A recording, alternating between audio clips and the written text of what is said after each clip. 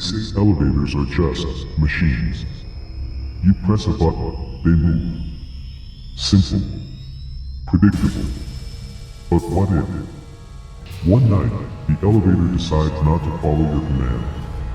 What if it doesn't take you where you want to go, but where it wants you to go? This is the story of Ravi Malhotra, a night shift employee in Mumbai, who took the elevator and never made it back to the ground floor. Ravi was an ordinary man, silent, focused, a bit of a loner, worked late hours in a 21-story corporate tower. He always left at the same time, 3:10 a.m. That night was no different. The storm outside was fierce, thunder echoed through the city. He locked his office, walked to the lift, and pressed the button labeled G, ground. The doors shut. He exhaled. But instead of going down, the elevator started going up. Confused, he checked the display. No other floor was selected. Just G, and yet it kept climbing. Then, ding, it stopped.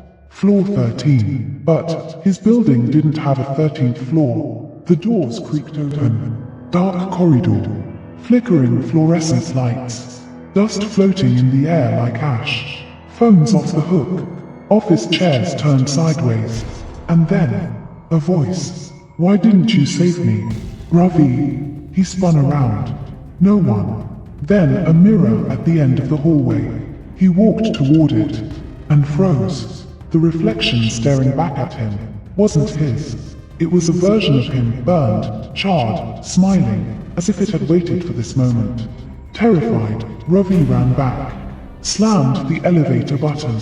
The doors took forever to close. But they did. The next night, he tried to leave earlier. But work piled up. He finished, again, at 3:10 a.m. The elevator was waiting, already open. He didn't press the button this time. It pulled him in. The display didn't say G. It blinked, B3, basement 3. But there were only 2 basements in the building. The elevator sank deep. Ding. The doors opened to a hospital hallway, cracked tiles, blood-stained stretchers, and silence until he noticed a chart on the floor. He bent to pick it up. Patient, Ravi Malhotra. Status, deceased. Time of death, 3:13 a.m. Before he could process it, knock, knock, knock. From inside the wall, a decaying nurse stepped into the corridor. Come back to your room, Mr. Malhotra. You flatlined again. The following day, Ravi didn't go to work. He stayed home, scared, sleep-deprived. But something told him this wasn't over. He searched online, elevator at 3:13 a.m. Elevator skips ground floor, 13th floor glitch. He found a forum post from 2004. It read, if your elevator starts moving by itself at 3:13 a.m., don't step in. Each floor it shows you is a memory you've hidden. A piece of your soul. Reach the 7th, and you're gone forever. Ravi counted. He had already seen 3.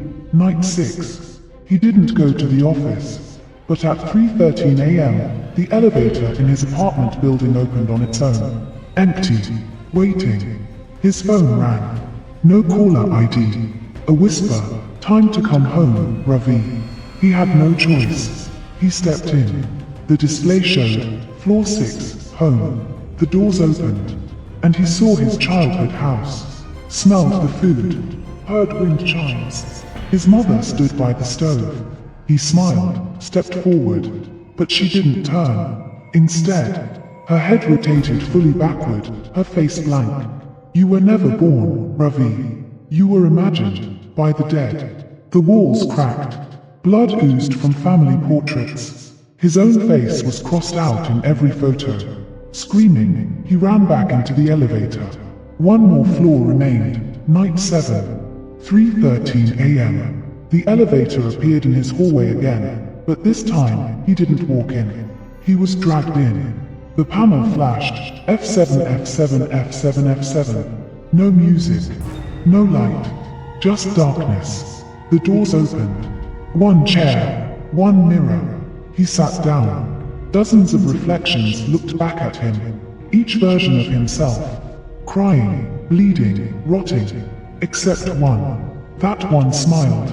It spoke. This is where you belong. You died on night 1, Ravi.